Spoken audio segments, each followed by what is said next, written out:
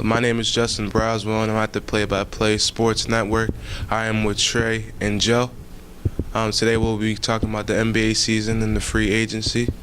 So Trey, what do you think about the NBA season against the Cavs and the Warriors? How do you think that series went? Yeah, I think it was okay for both teams. Obviously, the Warriors got the win, but the Cavaliers, I thought for a 4-0 sweep, they put out a pretty decent showing. LeBron didn't have a ton of help this year, but I think George Hill definitely stepped up a couple times. You got some help from Rodney Hood. Didn't show up all playoffs, and then in the finals, he had a game. I think it was Game 3 where he put up double digits. It was him and one other player he was second player to double digits. It was kind of a misleading sweep because they could have took Game 1. Hectic ending with J.R. Smith taking the ball out. I think having the wrong score in his head, and they also could have taken Game 3. They had a lead with a few minutes left, and the Warriors were able to. Especially Kevin Durant hit the big shot, that long three-pointer. I think both teams were good. Obviously, the Warriors were better, but I don't think the Cavaliers really have anything to be ashamed of. So, Joe, I have to ask you, where do you think LeBron will go in this free agency? Do you think he'll stay with the Cavs, or he will go somewhere else?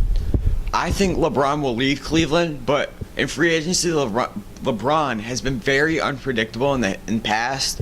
So there's no telling on where he can go. There's the obvious contenders such as L.A., Philadelphia.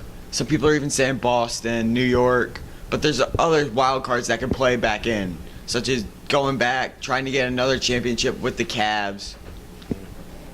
So that's great. So, the NBA draft just happened. So, what team do you think had the best pick, and what was your favorite pick, Trey? Well, I think a lot of teams had great picks. You got DeAndre Ayton up there, Luka Doncic, Trae Young.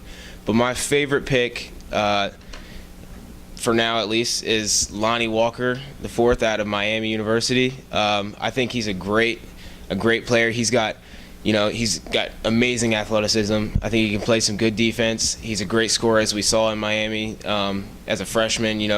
He came in for their senior guard when he got hurt, and he put up good numbers. As I said, he's super athletic. He can score. He's a good player to come in after, especially if Kawhi leaves. He can, as they lose scoring, they gain some in Lonnie Walker. They gain some defense. And I think even as a rookie, he can be a good leader, such as Jason Tatum did this year. Coming in as a rookie, but was also a great leader to the team and helped them out a lot in the playoffs. I think he can help them make a push during this rebuilding. That's great. What do you think, Joe? Honestly, I'm going with an underdog and Kevin Huerter from the University of Maryland, who was drafted by the Hawks. He's a great athlete at 6'7", playing small forward and shooting guard. Gives great athleticism on the wing for the Hawks, played very well shooting the ball at the University of Maryland. And I think his play style at Maryland can definitely translate into the NBA. All right. Well, thank you for joining at Play by Play. Well, we have a caller actually. Hi, my name is Chris. I'm in Baltimore now. I'm from Atlanta. Who won the trade between the Hawks and the Mavericks? Did the Mavericks win with Luka Doncic, or did the Hawks win when they got Trae Young? Well, I think Trey can answer that. All right, yeah. So I think the Hawks, they probably needed a little bit of scoring, getting Trae Young. They don't really have a primary scorer on that team, somebody who could step up and give you big buckets in clutch time or, hit shots consistently throughout the game. I think Trae Young can give you that. He's a good scorer. I think sometimes his efficiency isn't great because he takes these long three-pointers, but as we see in college, he takes a lot, but he can make a lot too. It's you see Steph Curry do it. He takes a lot of long threes, some threes that might not even look like good shots, but if they're going in, you can't really say anything about it. And then Luka Doncic, he's just a great all-around player. He can get big in the post even if he needs to. He can shoot. He can rebound. I've seen some passing from him. I think both teams, it's good for both teams. Either player they got, they're both great players, and I think they'll have long careers in the NBA. That's great. What do you think, Joe? Honestly, I think Mavs with Luka Doncic came out on top in that trade because Luka Doncic can provide so much. He can play down low, especially as a point guard at 6'7", with his large body frame, going against 6'3" guards in the post.